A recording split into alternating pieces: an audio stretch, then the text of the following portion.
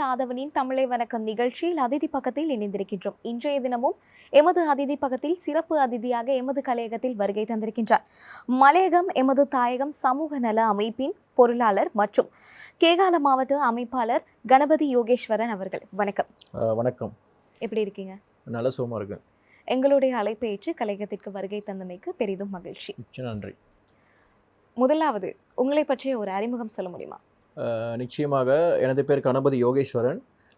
நான் கேகாலை மாவட்டத்தில் உள்ள அட்டாளை பிந்தினிய ஒரு தோட்டத்தில் வசிடமாக கொண்டவன். எனது தாய் தந்தையர் தோட்ட தொழிலாளர்களாகத்தான் இருந்தார்கள். அவர்கள் இப்போ பென்ஷன் போயிட்டு வீட்டில் இருக்காங்க.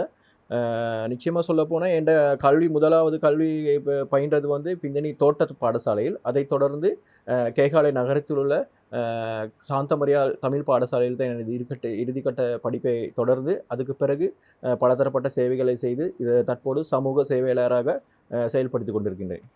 இந்த மலையகம் எமது தாயகம் இந்த சமூக அமைப்பை பற்றி கூற முடியுமா? நிச்சயமாக. மலையகம் எமது தாயகம் சமூக நலமைப்பானது 2021ஆம் ஆண்டு தொடங்கப்பட்டது.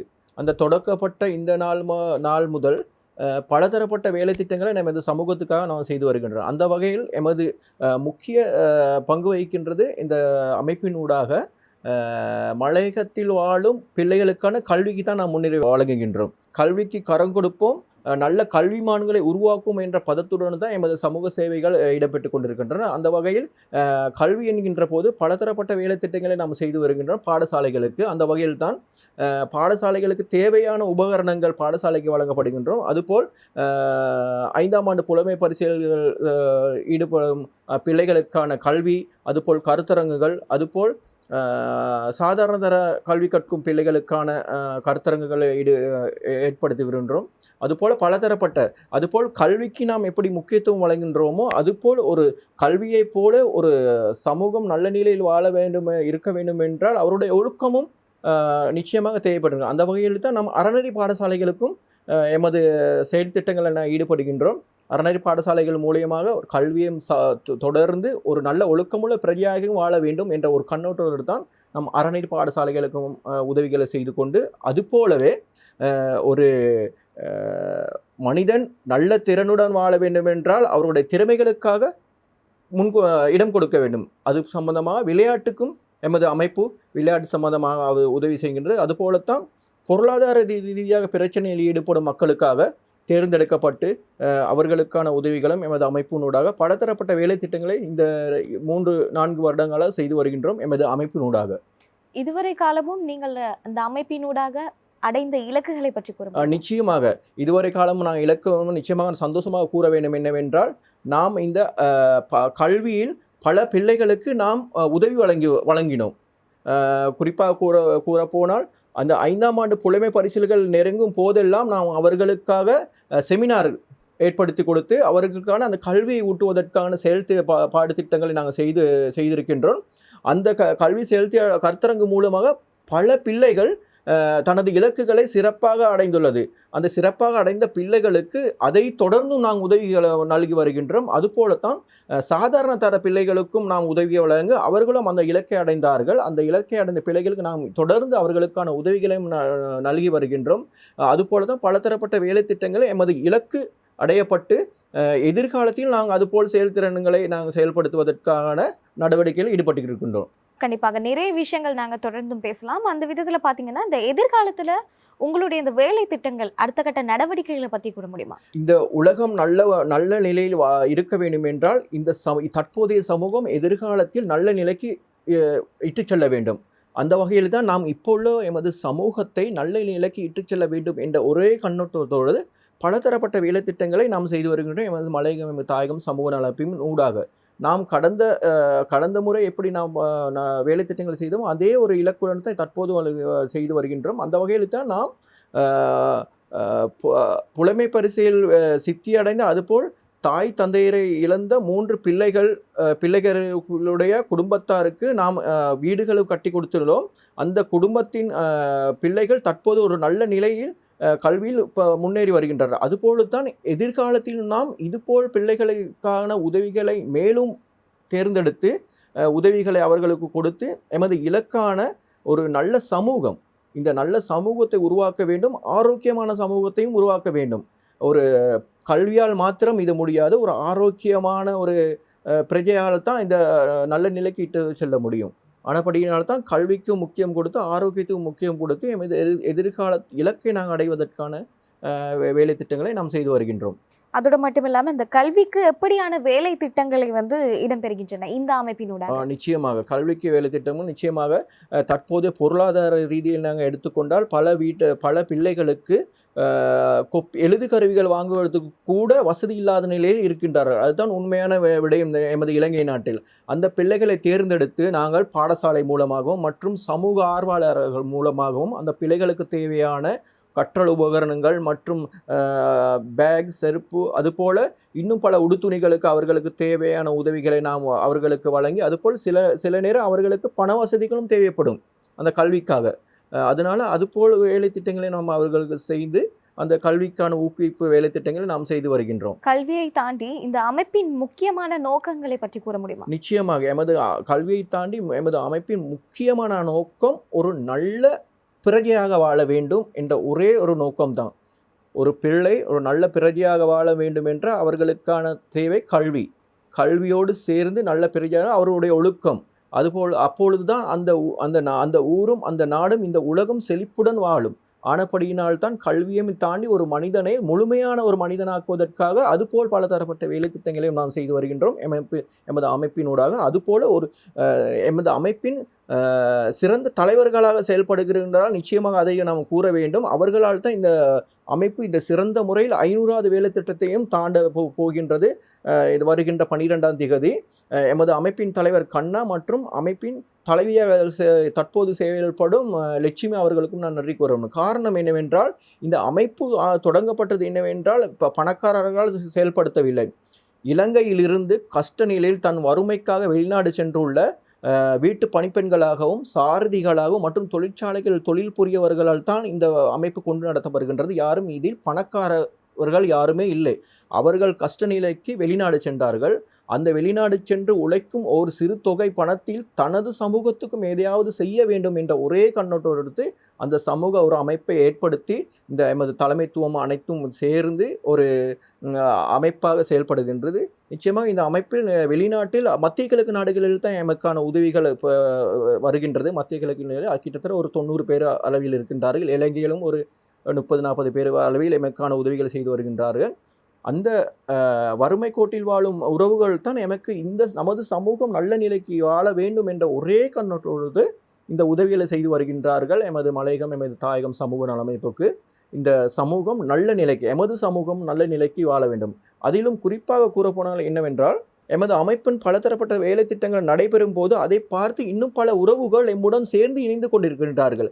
காரணம் என்னவென்றால் ஒரு பிறந்த நாள் வரும்போது தன் குடும்பத்தாருடன் சேர்ந்து அவர்கள் சந்தோஷப்பட்டு தான் இந்த பலதரப்பட்ட வேலை திட்டங்கள் குடும்பத்தாருடன் செயல்படுத்தி வராங்க. ஆனால் எமது அமைப்பு தொடங்கப்பட்டதிலிருந்து ஒரு பிறந்த நாளை கொண்டாடினால் எமது அமைப்போடு தொடர்பை ஏற்படுத்தி அவர்கள் அந்த பிறந்த நாள் பரிசாக எனக்கு ஒரு தொகை பணத்தையாவது கொடுத்து இல்லாது பல பொருட்களையாவது கொடுத்து ஏனைய கல்வி கற்பவர்களாக இருக்கட்டும், முதியவர்களாக இருக்கட்டும், வறுமை கோட்டில் வாழும் உறவுகளாக இருக்கட்டும், அவர்களுக்கான உதவிகளை செய்து வருகின்றார்கள். அந்த உறவுகள் பிறந்த நாள் மற்றும் இறந்த நாள் நினைவுகள், அதுபோல் பல விசேட உலக தினங்கள் இருக்கின்றது. அந்த நினைவு நாள்களுக்காக தினங்களுக்காகவும் பலதரப்பட்ட வேலைக்கு உதவிகளை வருகின்றது.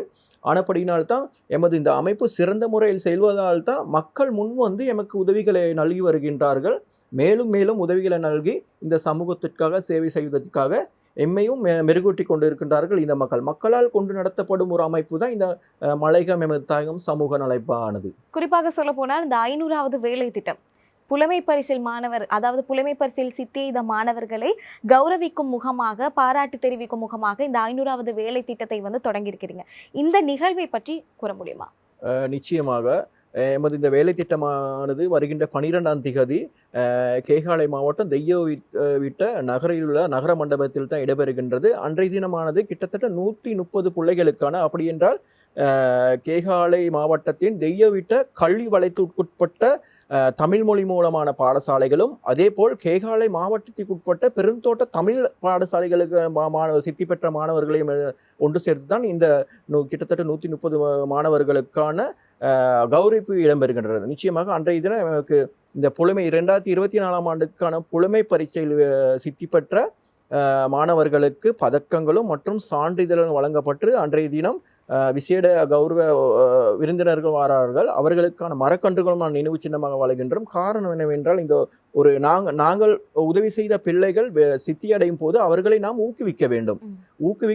ஊக்குவித்தால்தான் அந்த பிள்ளைகள் மேலும் தனது வளர்ச்சியை மெருகூட்டி கொண்டு அதே போல் அதை பார்த்து இன்னும் சில பிள்ளைகள் தனது இலக்கை மேலும் விரிவுபடுத்துவார்கள். அந்த வகையில் தான் அன்றைய தினம் கிட்டத்தட்ட 130 பிள்ளைகளுக்கான பரிசளிப்பு விழாக்கள் இடம்பெற்று அதுபோல் அன்றைய தினம் காலை மாவட்டம் தெய்யோவிட பிரதேசத்தில் காயத்ரி தமிழ் பாடசாலைகளுக்கு பேண்ட் வாத்தியம் ஒன்றும் நாங்கள் பரிசாக வழங்குவதற்காக ஏற்பாடு செய்துள்ளோம் எமது மலையகம் தாயகம் சமூக நல அமைப்பின் சார்பாக. ஆனப்படியெல்லாம் இந்த சந்தர்ப்பத்தில் நான் ஒன்று கூற விரும்புகிறேன். இந்த எமது வேலை திட்டங்கள் மிக சிறப்பாக நடைபெறுவதற்காக எமக்கு மிகவும் முன்னின்று பல ஆசிரியர்கள் அதிபர்கள் எமது அமைப்பினூடாக ஈடுபட்டு வருகின்றார்கள். கல்விமான்கள் அதுபோல் பல சமூக ஆர்வலர்கள். அந்த வகையில் தான் இந்த வேலை திட்டமும் நல்ல நிலையில் இடம்பெறுவதற்காக எமக்கு முன்னின்று உழைக்கிறார் காயத்ரி தமிழ் பாடசாலையின் அதிபர் ராசையா தேவராஜ் அவர்களுக்கு. அவருக்கு இந்த சந்தர்ப்பத்தில் நாம் நன்றிகளை தெரிவித்துக் கொள்கிறோம். மலையகம் தாயகம் சமூக நலப்பின் சார்பாக பலதரப்பட்ட வேலை திட்டங்களுக்கு அதிபர் எங்களுக்கு முன்வந்து உதவிகளை நல்கியுள்ளார். ஆனபடியினால் இந்த வேலை திட்டம் மிக சிறப்பாக நடைபெறுவதற்காக அனைத்து ஏற்பாடுகளும் செய்துள்ளோம். தொலைக்காட்சியை பார்த்து கொண்டிருக்கும் எமது அன்பான நேயர்களுக்கும் நாம் முக்கிய ஒரு வேண்டுகோளை வழங்குகின்றோம். என்னவென்றால் இதுபோல் ஒரு நிகழ்ச்சிகளை இடம்பெறும் போதெல்லாம் நீங்கள் நிச்சயமாக முன்வந்து பிள்ளைகளுக்கான உதவிகளை நீங்களும் முன்வந்து நல்க வேண்டும். காரணம் என்னவென்றால் நம் வாழும் காலத்தில் மற்றவர்களுக்கு உதவிகளை செய்தால்தான் எமது சமூகம் எதிர்காலத்தில் ஒரு நல்ல நிலைக்கு இட்டு செல்ல முடியும். ஆனபடியினால்தான் நாம் வாழும் காலத்தில் நமக்காக வாழலாம், எதிர்கால சந்ததியினருக்காக நான் வாழ்ந்து நம்மால் இயன்ற உதவிகளை செய்து நமது சமூகத்தை நல்ல நிலைக்கு இட்டு செல்ல வேண்டும் என்று உங்களிடம் வேண்டிக் கொள்கிறேன். உங்களால் இயன்ற உதவிகளை அது சில நேரம் ஒரு கொப்பியாக இருக்கலாம், ஒரு பென்சிலாக இருக்கலாம், உங்களால் எப்படி இயலுமோ.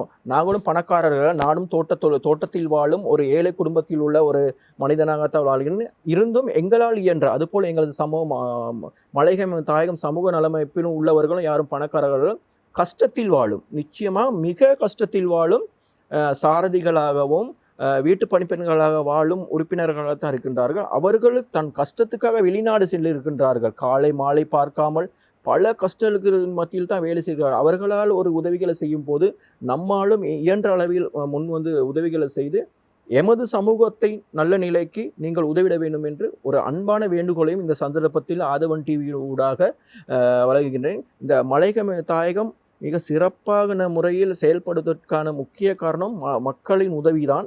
ஒரு சிறு காலத்தில் இந்த ஆதவன் தொலைக்காட்சி எப்படி மக்களிடத்தில் சென்று இருக்கிறதோ பிரபலமாக, அதுபோல்தான் எமது மலையகம் எமது தாயக சமூக நலப்பும் ஒரு 2-3 வருடங்களில் மக்களிடத்தில் கொண்டு சென்றது இந்த மக்களால் தான் கொண்டுபட்டது. மக்களுக்கு தேவையானவற்றை நாம் செய்து வருகின்றோம். ஆனபடினால்தான் மக்களிடத்தில் இந்த அமைப்பு சென்றிருக்கின்றது. மக்களுக்கும் நான் நன்றி கூற வேண்டும். நீங்களும் எதிர்காலத்தில் மேலும் எங்களுடன் சேர்ந்து சேவை ஆற்ற வேண்டும் என்று.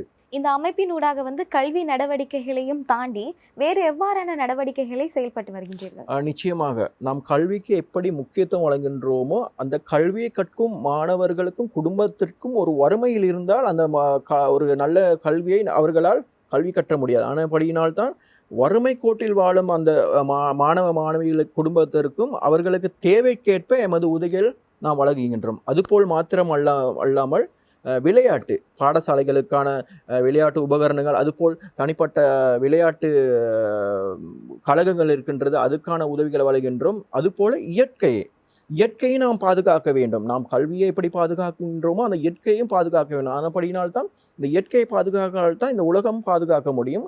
இந்த இயற்கைக்கான தேவையான மரக்கன்றுகளும் நாம் மாணவ மாணவிகளுக்கு வழங்கி வருகின்றோம். அதுபோல் பொதுவான இடங்களுக்கு பாடசாலைகளாக இருக்கலாம், ஆலயங்களாக இருக்கலாம், அதுபோல் பொதுவான இடங்களில் நாங்கள் அந்த மரக்கன்று நாட்டு வைபங்களையும் நான் எடுத்து வழங்கி வருகின்றோம்.